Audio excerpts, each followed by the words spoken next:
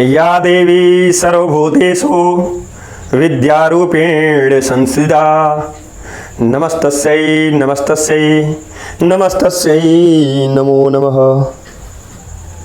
आशा सुमन study channel के सभी भक्तों, सभी श्रद्धालुओं को मैं विकास उपाध्याय हाथ जोड़ के नमन करता हूँ, वंदन और अभिनंदन करता हूँ।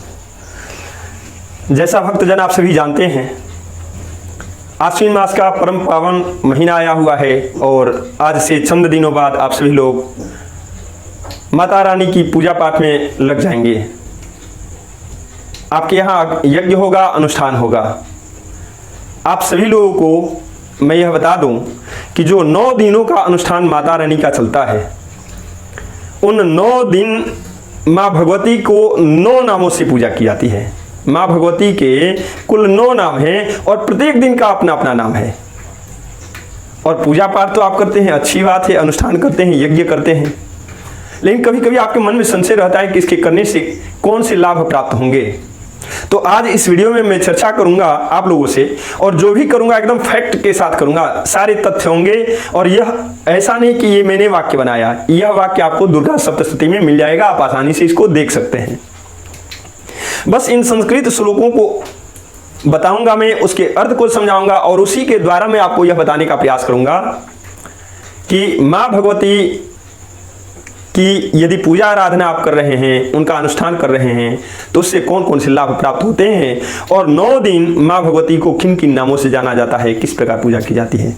देखिएगा दोस्तों, मेरे भक्तों, दिया गया है, श्लोक कह रहा है, प्रथमं शैलपुत्री च द्वितीयं ब्रह्मचारिणी तृतीयं चंद्रघंटेति कूष्मांडेति चतुर्थकम् पंचमं अस्कन्मातेति षष्ठं कात्यायनीति च सप्तमं कालरात्रीति महागौरीति चाष्टमं नवमं सिद्धिदात्री च नवदुर्गा प्रकृतिदा उक्तान्यतानि नामानि ब्रह्मणैव महात्मना। आगे देखेंगे हम लोग। अग्निनादह्यमानस्तु शत्रु मध्ये गतोरणे विषमे दुर्गमे चैव भयार्ता शरणंगता न तेषां जायते किंचिद शोभं रणसंकटे न पदं तस्य पश्यामि शोक दुःख भयं नहि यस्तु भक्त्या स्मृतानूनं तेषां वृद्धि प्रजायते ये त्वां स्मरन्ति देवेशि रक्षसे तान् संशयः। अब देखिए, किस दिन माता जी की किस नाम से आराधना करनी है, किस नाम से पूजा पाठ करना है, यह आपको जानना है। यह पूरा श्लोक आपको बता देगा। श्लोक बता रहा है, मैं क्या बताने वाला हूं आपको, श्लोक सब बता रहा है। बस मैं तो मार्गदर्शक के रूप में बस आपका मार्गदर्शन कर रहा हूं। क्या दिया गया है मंत्रों में? प्रथमं शैलपुत्री च द्वितीयं ब्रह्मचारी। पहले दिन माँ शैलपुत्री की पूजा की जाती है, अर्थात जिस भगवती की हम लोग प्रथम दिन पूजा करते हैं, 9 दिनों के अनुष्ठान में प्रथम दिन जिस माँ भगवती की हम लोग पूजा आराधना करते हैं, उन माँ का नाम है माँ शैलपुत्री। द्वितीयं ब्रह्मचारिणी, और जो दूसरे दिन हम लोग पूजा पाठ करते हैं, आराधना करते हैं, जब तब करते हैं, माँ को खुश करने का काम करते हैं, उन माँ का नाम क्या है? ब्रह्मचारिणी। क्या नाम है? ब्रह्मचारिणी। तृतीयं चंद्रघंटेति कूष्मांडेति चतुर्थकम। तीसरे दिन की जो माता है वो है माँ चंद्रघंटा, और माँ कुष्मांडा है चौथे दिन की। अर्थात चौथे दिन यदि हम पूजा आराधना करते हैं तो माँ भगवती को माँ कुष्मांडा के नाम से जानते हैं। आई बात समझ में? आगे दिया है, पंचमं स्कंदमातेति षष्ठं कात्यायनीति च। माँ स्कंद माता की पूजा करते हैं हम लोग 5वें दिन। छठे दिन जो हम यज्ञ करते हैं, जो अनुष्ठान करते हैं और माँ भगवती की पूजा आराधना करते हैं, उन माँ का नाम है, यानी छठे दिन की माता जी का नाम है माँ कात्यायनी। सप्तमं कालरात्रीति महागौरीति चाष्टमं। कालरात्रि सप्तम दिन की माता जी का नाम है, यानी 7वें दिन जिस दुर्गा देवी की आराधना हम लोग करते हैं, जिन माता जी की हम आराधना करते हैं, उनका क्या नाम है? कालरात्रि। और 8वें दिन च अष्टमम दिया है, च अष्टमम, यानी 8वें दिन महागौरी की हम लोग पूजा करते हैं, माँ महागौरी को याद करते हैं। और 9वें दिन की बात करेंगे हम लोग तो दिया है कि नवमं सिद्धिदात्री च नव दुर्गा प्रकृतिदा।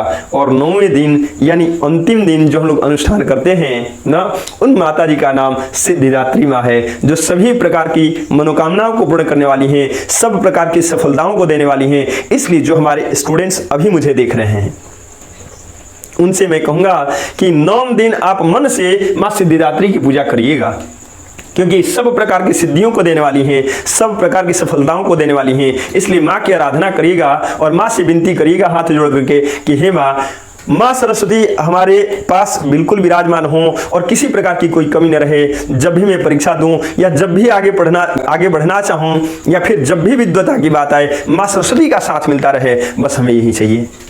आप निश्चित रूप से विद्वान बनिएगा यदि आप पर सिद्धिदात्री माता की कृपा बन जाए। अभी तो चर्चा चली थी कि 9वें दिन माँ सिद्धिदात्री की हम लोग पूजा करते हैं और इन 9 देवियों को मिला करके जो देवी बनती हैं उनको हम 9 दुर्गा के नाम से जानते हैं। वही 9 दुर्गा कही गई। आई बात समझ?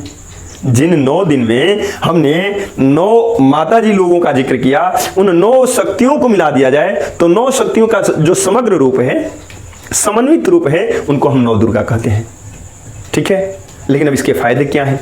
माता जी की पूजा होगी, आराधना होगी, तो फिर उससे क्या लाभ होगा? वैसे तो कहा गया है कर्मण्येवाधिकारस्ते माँ फले सुखदासना माँ कर्म फल हेतुर्हुर्माति संगोस्त्वा कर्मणि। कर्म पर आपका अधिकार है, कर्म करिए, फल की चिंता न करिए। लेकिन हमारे बहुत सारे ऐसे भक्त हैं जो सुन लेंगे कि फल की चिंता न करिए, पूजा पाठ में उनका मन ही नहीं लगेगा। घबराने की बिल्कुल आवश्यकता नहीं है। माँ है तो फल देंगी, माँ तो करुणामयी है, क्या पूछना। कोई जवाब नहीं है माँ का। पिता भले रूठ जाएं, पिता हो सकता है बच्चे को डांट दें, लेकिन माँ करुणामयी होती है। देखेंगे माँ की पूजा करने पे कौन कौन से लाभ होते हैं। दिया है उक्तान्य एतानि नामानि ब्रह्मणि महात्मना। ये सभी नाम जो उक्त हैं यानी ऊपर कहे गए हैं, ऊपर जिन नामों की चर्चा की गई है, ऊपर जो नाम है ब्रह्मणि महात्मना यानी महात्मन वेदों के द्वारा इनको प्रतिपादित किया गया है। यानी यह कोई ब्राह्मण नहीं कह रहा कि मैंने इसको बनाया, नहीं, महात्मन वेदों के द्वारा ये प्रतिपादित है। ये सभी नाम दिए गए हैं, सभी नाम बताए गए हैं वेदों के द्वारा। आ रही बात समझ में? यानी शास्त्र इसको बताते हैं। आगे दिया है अग्निनाद हेमानस्तु शत्रु मध्य कतोरणे विष में दुर्ग में चैव भयार्ता शरणंगता। किन किन परिस्थितियों में आप हों? अग्नि से आप घिर गए हों, अग्नि से आप जल रहे हो, अग्नि जला रही हो। देखिए कैसी कैसी परिस्थितियां आ सकती हैं और किन किन परिस्थितियों में यह श्लोक आपको काम करेगा। माता जी की आराधना काम करेगी। इतना ही नहीं, शत्रु मध्य गतोरणे, रण क्षेत्र में आप गए हुए हो, रण क्षेत्र में जाने के बाद शत्रुओं के बीच में आप घिर गए हो, अग्नि आपको जला रही हो, या शत्रुओं के मध्य आप पड़ गए हो, शत्रुओं में घिर गए हो, शत्रुओं से फंस गए हो, फंसे हुए प्रतीत हो रहे हो। फिर दिया है कि विष में दुर्ग में चैव, विषम संकट आपके समक्ष उपस्थित हो गया हो।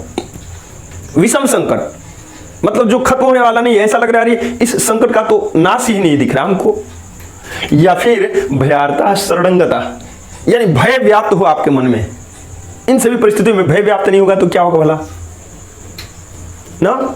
या भय पूर्ण रूपेण व्याप्त हो और तब शरणंगता, यदि उनकी शरण में चले जाएं, माता जी की शरण में चले जाएं, माता जी को याद करें, माता जी का आप अनुष्ठान कर रहे हो, तो क्या होता है? न तेषां जायते किंचित अशुभम रण संकट।